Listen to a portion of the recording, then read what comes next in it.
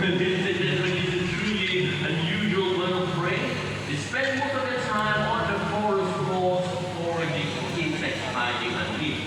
In fact, they have long legs and black claws which allows them to roll on the rocks, lift over tree branches, and even suicide leaves and dry leaves instead of their prey. And although they land, they sometimes break nests and even steal food from other birds as well.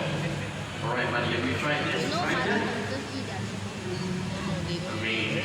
Alright, not only that, in the wild, these birds also mingle around other scavengers.